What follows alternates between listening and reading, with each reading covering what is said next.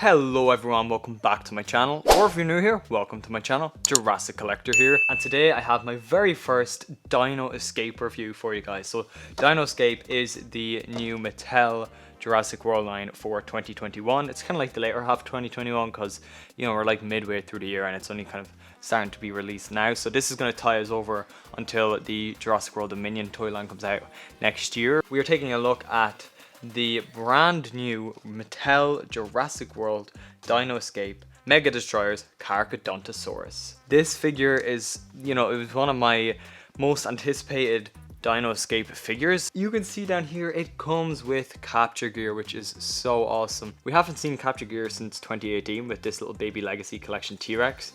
It came with like this little, very small capture gear, obviously because it is a small figure, but that was it. That was the last time we saw any capture gear from Mattel. But now it's so great that they're starting to include capture gear with some of these. So the Mega Destroyers, there is a couple more species coming out later on in the year, I believe. And I believe they will all come with capture gear, and it's so awesome. And we'll get into all that capture gear and stuff like that in a minute. But first up, let's take a close look at the packaging. The packaging is absolutely gorgeous here. This Dino Escape theme is absolutely beautiful. We have a Jurassic World logo there, and then we have Velociraptor blue, and finally we have just blue on her own. Owen is not on the packaging, so Mattel finally listened and removed Owen, and we can see the Dino Escape logo down here, ages 4+, Mega Destroyers Carcharodontosaurus, and then over here we have two pictures of the action feature, so the button chomp, which we'll take a look at in a minute, and then we have the Mattel logo and the barcode on the front, which is interesting. And then when we come up, we can see that beautiful packaging artwork. So we have like fences from the dinosaur paddocks, and it's like destroyed, and it looks so beautiful with that like yellow sunset sky, and we see a couple pteranodons there, and then we have more of that fence down here that kind of continues on, and we have some like trees and foliage.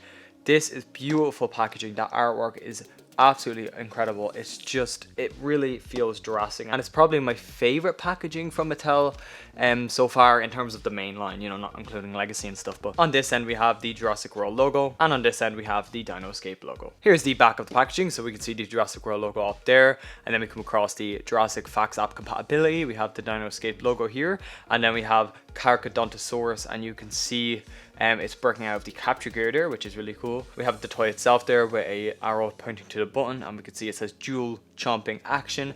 Then down here in the bottom corner we have the upcoming Stegosaurus, which I'm very excited to get. That does come with capture gear, and I will probably review it on the channel if I get my hands on it. And then we just have some more legal information and Mattel logo there. Here's the bottom of the packaging. We can see it shows you how to use that capture gear, which is cool. And then we just have some more legal information and another barcode there. So that is it for the packaging. It's absolutely beautiful. I really am liking this new Dino Escape aesthetic. So all that's left to do now is get this figure out of the packaging. And here it is out of the packaging with the capture gear. Now I did pick this up from Smith's Toys here in Ireland, and it was €32.99. So 33 euros, very expensive, even more expensive than the like Massive Biters last year's line.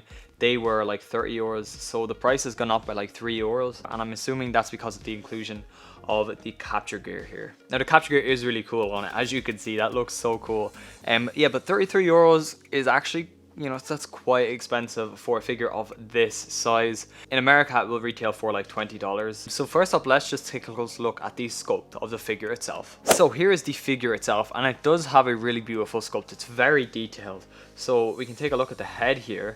There is a bunch of little scales kind of just packed in there, and the bottom jaw has a lot of scaling going on too. The teeth are all sculpted nicely in there, as is their tongue sculpted there. And then the roof of the mouth is very soft on detail. There isn't really much going on there. It's just a bit shiny, but there is a bunch of these like larger bumps on the head, which I think looks really, really cool. It looks very unique and different. We have the nostrils there. Yeah, but I'm actually really liking these bumps here, because we do have finer scales here on the body, like, you know, we normally see on the dinosaur figures, but then here we have these really kind of large prominent bumps, and they kind of do run onto the neck here a bit as well. And then we have quills here along the top of the head, and they run throughout the entire length of the body up until almost the end of the tail. You can see there, them quills are actually really cool. I really like the look of them there. And this mold is inspired by the Jurassic World Evolution model of the Carcharodontosaurus, so that is really cool. We have some nice detail on the neck there, some lines, creases and folds. You can see the sculpt there, it looks great. The arm has some scaling going on there, and then we have the claws on the hands there. There is more scaling going on in the body there, as you can see, and then some like kind of loose skin. We've the leg here, which has a bunch of scaling packed in, and then just lines. And we've the feet there, no toe claw paint, and I will talk about that in a minute. We can see some musculature there actually sculpted if you catch it in the light, and then just more like creases and folds, and then a bunch of scales going on and like lines again running along the tail there. So the sculpt is very impressive on this figure. There is really nice texture going on with this mold, and again those quills look really impressive.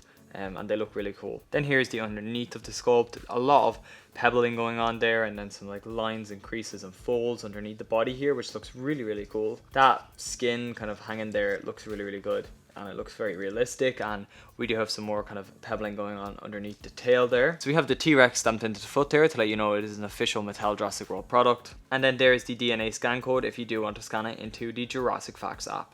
So now let's talk about the paint jobs. So the entire figure itself is molded in this kind of nice yellow beige kind of color. And it's not a bright yellow, but it's like a yellow creamy beige color. And as I said, the entire figure is molded in that. And then we do have some nice paint applied. So on the head here, we have a nice orange, which is airbrushed. And you can see that's airbrushed. And I love when they airbrush. They're starting to use more airbrush on the figures, and it makes the world of difference. It really does. And that orange airbrush there looks really nice. And then we have some brown on the head here.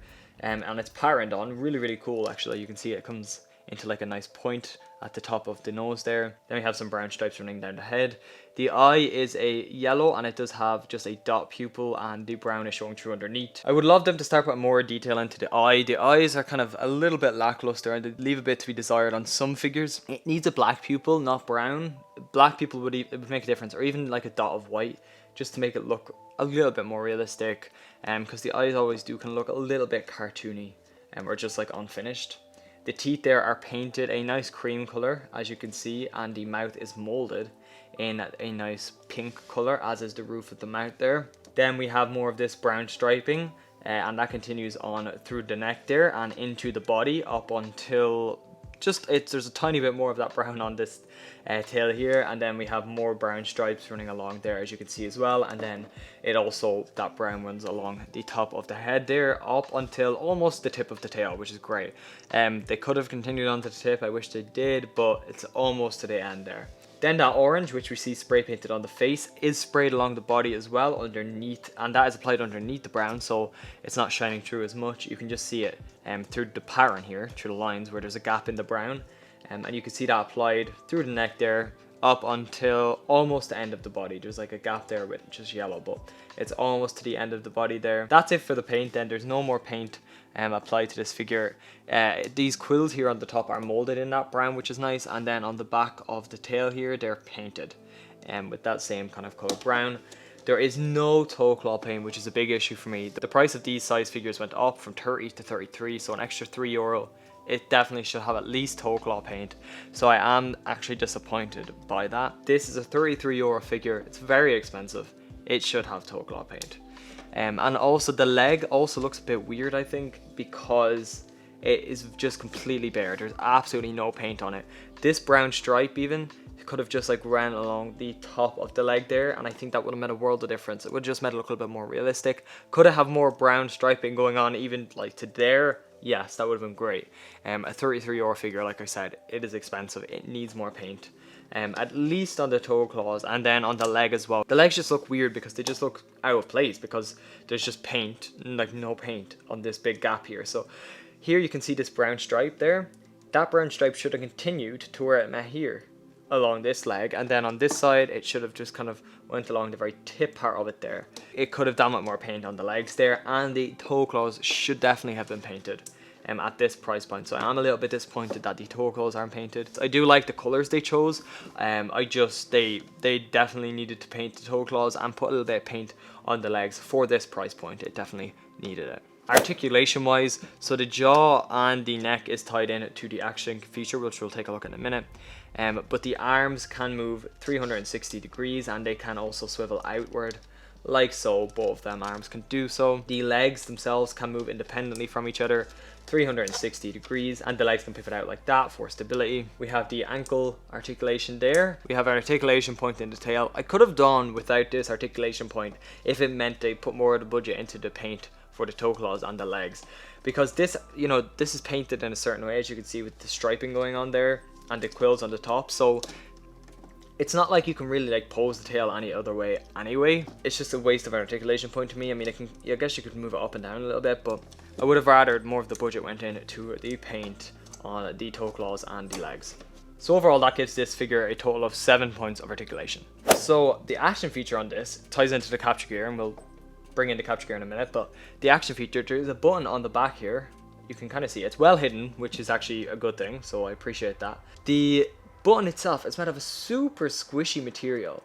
Like, you can see that there, if I hold the neck, you can see that button's like concaving in there, so that's really interesting. It's made of like a rubbery material, and I'm assuming that's so that like kids don't hurt their hands when they're like pressing the button down. So yeah, kind of, it feels nice. So as you just saw there, it chomps down like that, and it chomps like that, and then it goes again, and it doesn't really, sometimes it chomps twice, and then sometimes it doesn't. Like, as you can see, like, it's not. There we go. You have to, like, if you do it like quite fast, it'll like chomp twice most of the time. As you can see, we're getting like 2 chomps there, but then sometimes it doesn't. So I don't know what's going on with that, if it's just not working properly, or so the action feature just has like 2 little chomps there.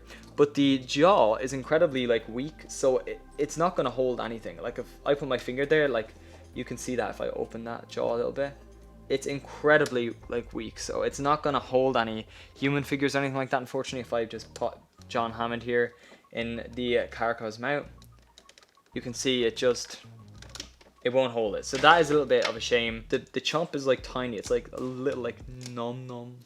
So then here we have one of the most exciting aspects about this figure. So it is capture gear, and finally we have the return of capture gear. As I said, we got some with the baby T-Rex, which, I mean, it was like a tiny piece of capture gear, and it didn't like break off or anything. It was just like one solid molded piece, and I appreciated it and I liked it, but we never saw any more from Mattel. And capture gear was first introduced in 1997 by Kenner for the Lost World Jurassic Park line, and it was the coolest thing. And then we never really got any for like anything else, really. I don't think for any other lines up until the baby T-Rex in 2018. We finally have capture gear today with the new Mega Destroyer figures and the new upcoming T-Rex as well that has like capture gear too. So it's great that we have like actual pieces of capture gear that we can put on these figures, and they can like break out of, so you'll get to see that in a minute. But first, let's just take a look at the capture gear itself. So it is molded in this nice kind of gray metallic plastic. It's not like super metallic, but you can see in the light there it does shine quite nicely, and it does have some really nice molded detail actually. So you can see some like steel bars for reinforcement or whatever, and we have like padding around the back part here for the neck of the Carchar. And I keep calling it Carchar, I'm sorry, it's from the Game and Beavers video, go watch it if you haven't already. But I keep calling it Carchar now. But anyway, there's like padding sculpted in, which is really cool, along the snout part here as well. Now, it would have been nice if that padding was painted, because the padding is like metal colored, which would not make sense at all, obviously. That padding should have been painted kind of like black. You know, again, at this €33 price point, it could have been painted, and that would have been really cool, but I guess it's not too big a deal to try and paint that yourself. But there is some nice detail in this figure. You can see there is a spring underneath there, which is interesting. It's not a functioning, it's just sculpted in there. We have more padding underneath it there, and there it is from the front. You can just see it does have a bunch of texture. So yeah, this actually is really cool capture gear, and you can see that's an arrow, I think, to show you that this like goes on top and clicks down there.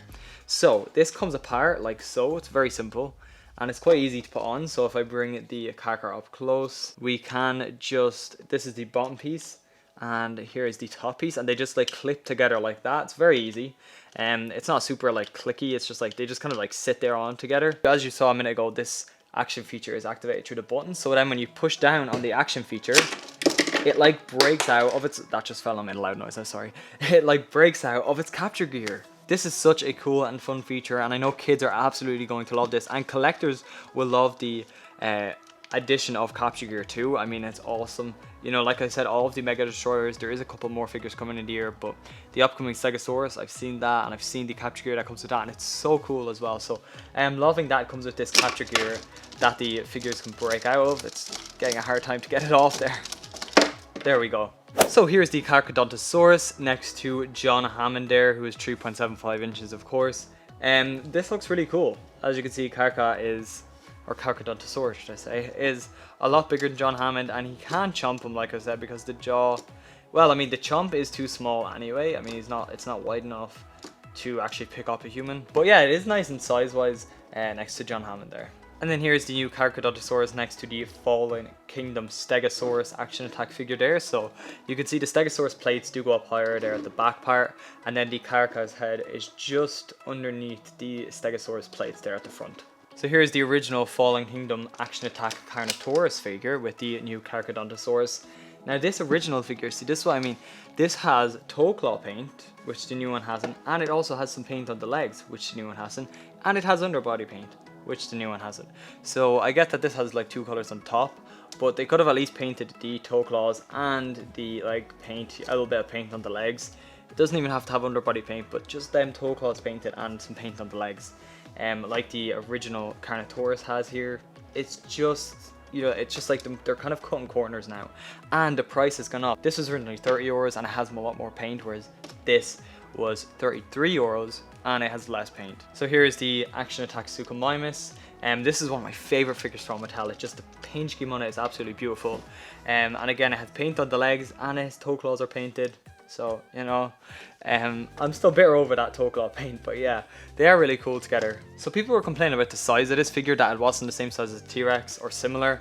But if you have the Extreme Chomp in T-Rex, they are they're, you know, like it's still smaller than the Extreme Chompin, but not by a huge amount. And these definitely do scale up better than the, you know, like the Epic Roar or anything. This is the Extreme Chompin T-Rex from the Jurassic World Legacy Collection T-Rex breakout set, which I reviewed on my channel. And you can check that video out by clicking the link up there. But yeah, these do look pretty cool together. I mean, in size wise, like I said, they're not too bad scale. It's just a little bit smaller here, the Carchar. So here we have a vehicle for size comparison. So we have my new favorite vehicle from any Jurassic line, the brand new Mattel Ford Explorer, which I reviewed on my channel, like I said, and there's a link down below for this as well. This is the coolest vehicle to ever come out of any Jurassic line. I just absolutely adore it.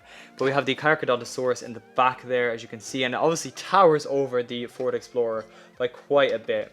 You can see that there. So that is my review of the brand new Mattel Jurassic World Dino Escape Mega Destroyers Carcharodontosaurus. Overall, you guys, I really do like this figure, but it has a couple of issues like I pointed out. Mostly with the paint job. It needs a bit of paint on the legs here and the toe claws. They're just kind of cutting corners with those little things, and the price has increased of this by €3. And I'm assuming it's to accommodate the capture gear, but they should be able to paint the toe claws and a bit paint on the legs for that extra price as well. But the inclusion of capture gear is really nice, and I absolutely love the design of this capture gear. It looks really cool, and the way it just like bursts off the figure is pretty cool as well with that action feature. Like I said about the Carcharodontosaurus itself, the action feature, the jaw is a little bit weak and it doesn't really open wide, as you can see. It's just like a very small like numb. But I still do recommend this figure if you can find it. I would recommend you pick it up because that capture gear just looks sick. It is really cool. The paint job itself, you know, for the actual paint they did put on the figure is really cool. I absolutely love the colors. The colors work really well together, as does the capture gear. Is a pretty fun inclusion. So yeah, thank you so much for watching this video, guys. If you did enjoy, please make sure to hit the like button down below, and also subscribe if you have not already. I'm just after hitting like 11k, so I want to thank you guys very much for that. Until next time, guys, peace out. Rawr.